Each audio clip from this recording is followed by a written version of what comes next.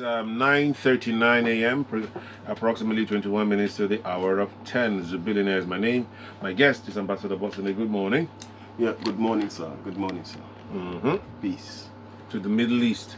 And Ambassador Boston is here. Today we're looking at school security in and out, and it is imperative that we have this conversation based on what has been happening around us. People were going to write exams.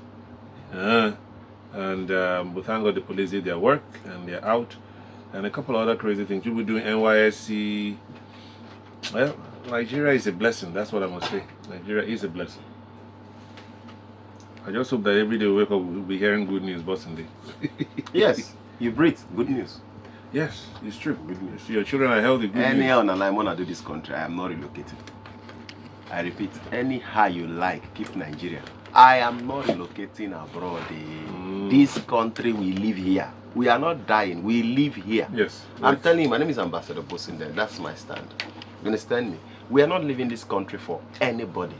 No bandit, no terrorist, no militant, no forces of anywhere can get me to leave Nigeria. They want all of us to abandon the country for them, Abi, so that they can turn the country what they want to. Lie. Your gimmicks of banditry, kidnapping, terrorism and all will fail. We ain't going nowhere. This is our country. This is Nigeria, my fatherland, the giant of Africa. I will forever be proud of it, irrespective of our shortcoming. I concur. And we will make this country great. Not the white man, not any other person. We. The same we will make it great, mark my word. And I will live. I will not be old that time. I'll still be young that time. I'm telling you. And you will see this greatness. Okay, thank you very much. And just recently, during the podcast, a Ghanaian said, "You are saying you're the giants of Africa, will not get light." So your presidency has put his solar. Has gone solar. I'm going to say something today, okay. But we're good on security. That is not part of this topic. Before I have a lot written about the topic, but let me just say this again. You know, I've done one. That one is one. But let me say this. I want to get this off my chest. Nigeria is moving to self-reliance in all ramifications. Okay. Now, by Nigeria, I mean Nigerians. Nigerians are so strong that they are moving to self-reliance. Not Nigeria, Nigerians. Let me explain. 1. Nigerians have complained so much. The water we used to have in those days from government, all of a sudden stopped running. Water board, everything stopped running. We complained and complained, but we found a way. Almost every household have a borehole. We provided ourselves water. And now it's as if the government don't talk about water again, because they know Nigerians have taken care of themselves, not Nigeria. Now Nigerians are complaining again about light. And all of a sudden, it's as if there is no headway for decades. Now, 10% of Nigerians have already solved that issue. In the next 5 years, the entire Nigerians will solve their light problem, just like they solved the water problem. I am telling you. And after that, Nigerians have been shouting insecurity again. Give us the next 7 years. I am not mixing words. Mark these dates. 7 years. You will see how wonderful and peaceful this country will be, because all man will protect himself. Mark my words. 7 years. All man will protect himself. You know why? I've studied the trajectory of this country. Each time there is a problem, we give the government long time to solve it. When they can't solve it, we solve it. We solved the water problem in Nigeria. All of us have borehole. Now we are solving the power problem in Nigeria. All of us have solar. Mark my word, we're going to solve the security problem. Very soon, all of us will have whatever it takes to protect ourselves in this country. And we think we'll be protected then? Anyway. No, I know we will be protected. Do you have water? I do. You have water, right? We all do. Good. Are you working towards having solar? Be sincere. Are you working towards having solar, sir? No answer. Are you working towards having solar? Yeah. Enough that can power your house and everything, right? Good. That's how you will unconsciously be working towards security. Mark my word. Already you are doing it. That's why you are doing this program. Already you are doing it. That's why you put in more effort now in checking on your family, doing a lot of things. Unconsciously you are doing it. In the next few years, you will not know when you bring us certain actions to materialize what you're already doing. So I tell you, that's why I have hope in What this are we going to country. fix the government then? I think we should. When we fix security, when Nigerians, not Nigeria, fix security, we will fix the government. Because the only power the Nigerian government have over the citizen is the security power.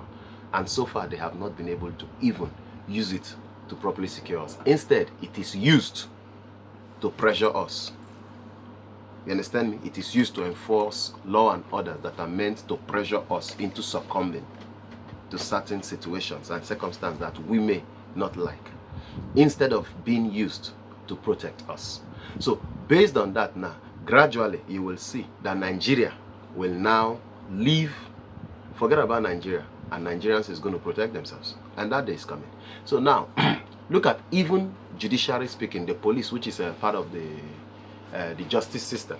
Have you noticed that Nigerians now believe in going to very dark man and Sowore more than going to courts or police?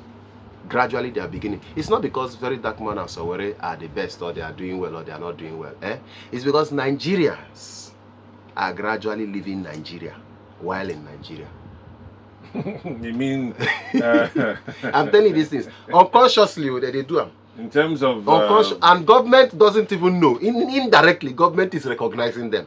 Look at the ordinary president in Abuja. That one they call Senate president. They ask a question: why is this? Is that not supposed to be the job of? Are you getting what I'm saying? And these men are scared of this single man. Station, right? Yes, okay. These men are scared of this single man. There was a time he called the police PRO. Why did you people sack so police officer? Because he did this, and his boss, who is an AIG, sacked him. The police PRO then told him, pump and plain, there is no problem, I'm sending you the AIG's number. Speak to him direct. True story. So that's to show you that Nigerians, whether you see it or not, are taking power. Now there will be fire, and there will be killing, and you see very dark man will get there before government. And Nigerians are donating to these people. There is court case, you see, so already there. So Nigerians are indirectly taken. It will take a very long time, but I guarantee you that time is coming, because that time is coming. We're waiting for this election. At the end of the next, I told you something about the current president. I've said that severally, and I stand by it. Okay. I stand by that thing I said. Forget about whatever you say. I stand by it, but mark my words, you see it happen. So the point is, I still want to encourage Nigerians to keep up. We've solved our water problem. We're solving our light problem. Since the government don't want, we are solving it. We tried generator, the sound was too much. The sound was too much, so we are entering solar. No sound. You understand? Now, we are talking about security. They are not listening. And we're talking about the security, if you watch, right from the very, very early 2000. Right? But they are not listening. So they've taken 2 decades. Most times we solve these problems when it's over 2 decades. That's why I'm still giving you, I've calculated the time, 7 years. This solution to security, because I know that bearing arms, and many people have concurred, that arm bearing for non-state actors is not always the best. It's always non-kinetic. How are we going to solve it non-kinetic? All right, let me answer you. First of all, arms, for me, is the last resort to security. Okay. Arms, are you hearing me?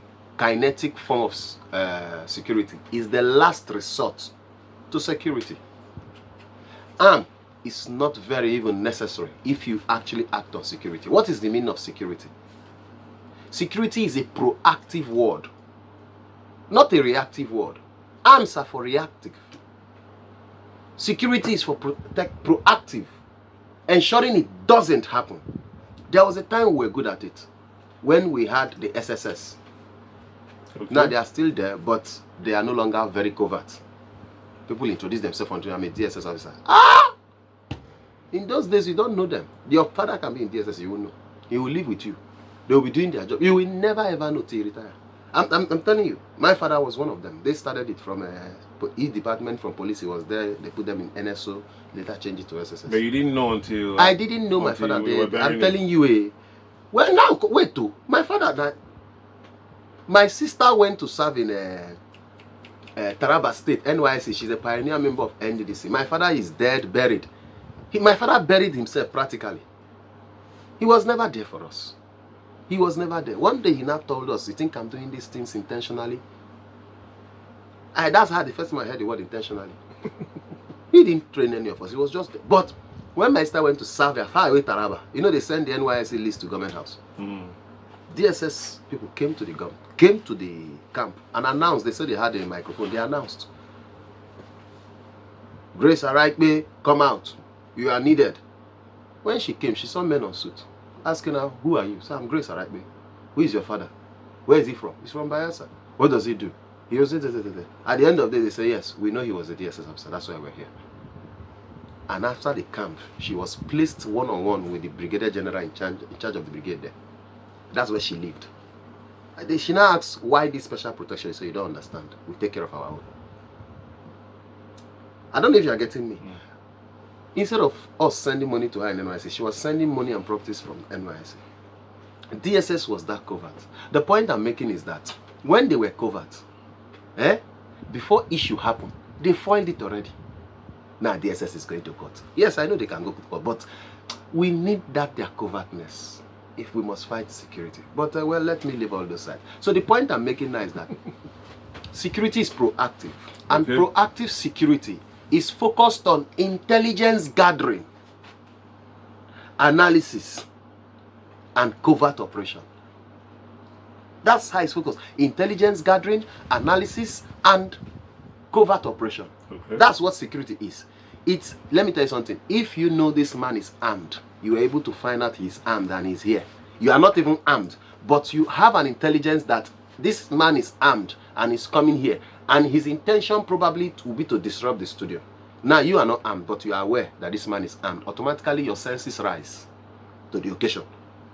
Secondly, you will look for how to say, excuse me sir, I want to talk to you. Before you know, you have disarmed him, or you have done something to him that will reduce whatever. Are you getting me? Now that's proactive.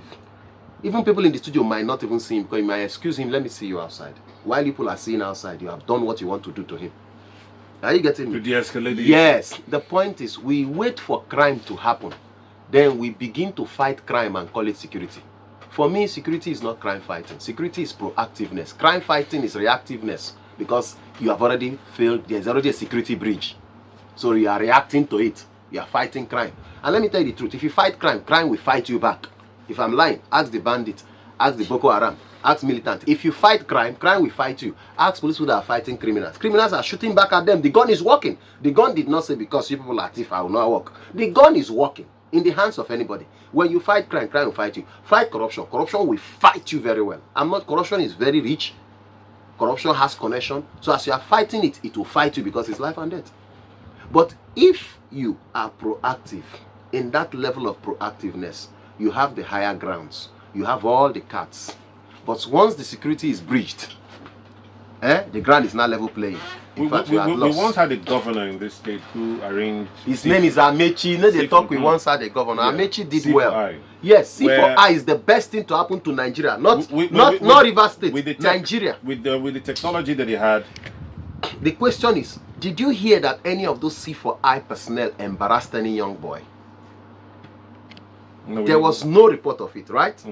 Because that governor, in terms of security, Amechi is the #1 in Nigeria. In fact, our presidents too have not done what he did in security. I don't know them, I have not eaten with them, I don't care about them, but I tell you, in terms of that, you see that C4I.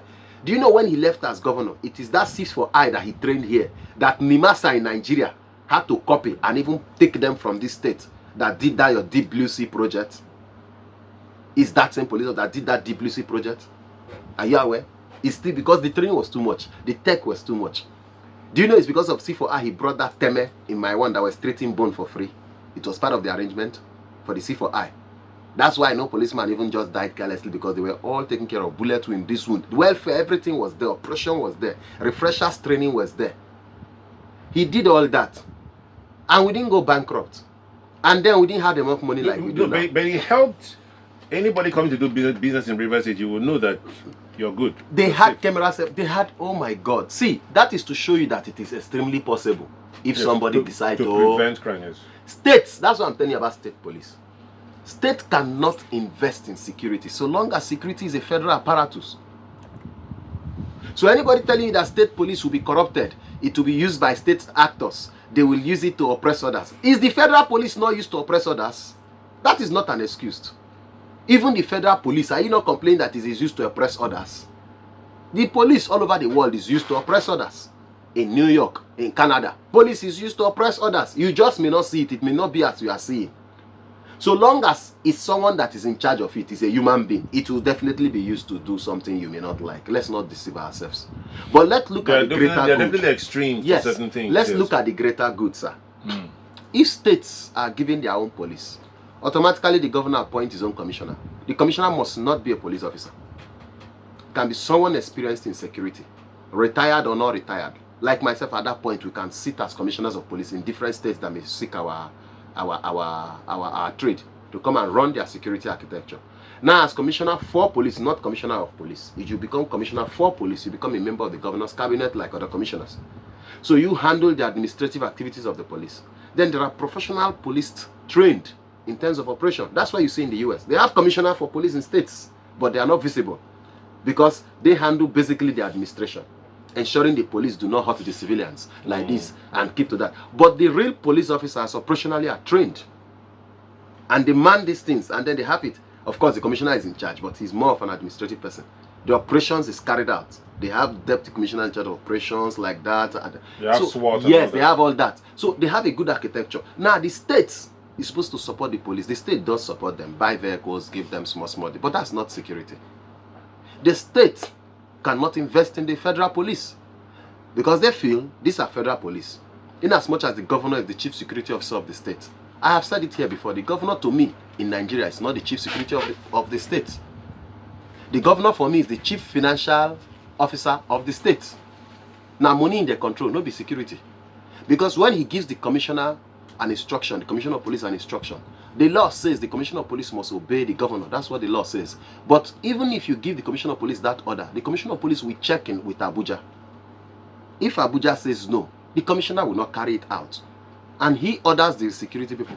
They won't carry it out. The IGP basically. Yeah, I'm telling you, if he tells commissioner, no, we are not interested in this policy, the commissioner will not carry that out. Whether the governor is ordering him or not. Are you getting it now? Why? Because it is not the governor that posted him. It is Abuja that posted him, whether you like it or not. So now who posts you, you go respect. Now who they pay you, you go respect. But if the president tells him to do that, obviously he will do, because of course, the IG is not under the president. So if Abuja says no, but in countries where they have proper state policing, you find out that the state governor can comfortably disagree with federal activities and policies because he also has arms. But here you just have to defect and join. You don't control one single arm. But if we have state police, some governors can say, no, this is my stand. Let's go to the ballot box. You bring a federal police, no problem. We have state police. Nobody's cheating anybody. Okay. So we need state police so that states that can afford it will invest in security. It will be visible. For example, a River State, like what Amechi did. States like this should be able to invest in security to the teeth. That when you see the state, you know this state is secured. Then, any state that cannot invest in security, that they don't have money, no problem. They cannot tell federal government, maintain your own security here, will not get the money. States that can will invest and run their security architecture. Then if they are making mistake and you notice lapses in security, you can declare state of emergency. That would be a good grant to take over and declare state of emergency. You understand what I'm saying? Okay, want to chip in before because of that. But let me ask you this question. Yes, you talked about Ben. So you talked about having state police. Now you package like this. That your voice is sweet. That's not fun. Do you think what you're avoiding at the federal level will still replicate itself at the state level, given that the local government chairman are also the chief security officers at the various local government and cannot control the district police officers right there? And if the federal government uses the police to witch hunt their opponents, wouldn't the state governments also do the same thing? Well, like I said earlier, you find out I told you earlier that we cannot rule away the fact that politically there will be personal interest in it. Just as it already is, whether the federal police or whether even the army or any formation of the world, anywhere in the world, it is there already, so long as human beings are controlling them. But when you have state police, my interest is the civilian, the public. The public will be more protected. The governor will ensure he protects the public.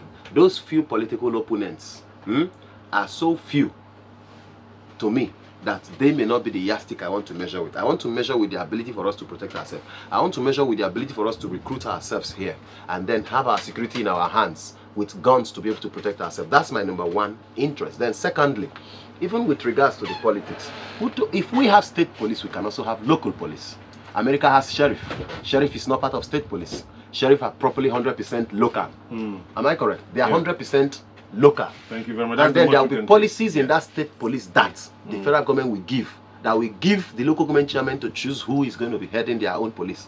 There are policies. When they bring us in, we'll advise in all this. So that means we have to start choosing there are policies. our LJ chairman well. Because Nigeria is start from. Because Yes, once you choose Kwekwe, So you we will know what I'm definitely telling you get- now is That's that I was in exactly what it Abuja is. to meet with the IG immediately they inaugurated the Yeah. state police committee in the police. I went to see him one-on-one. Of course, I know him very well. So I sat with him and we had a discussion in his office.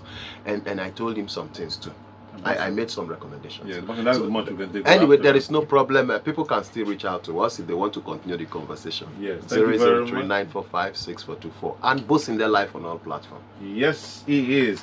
The news at 10 comes up next. Time for me to jump off. Cheers.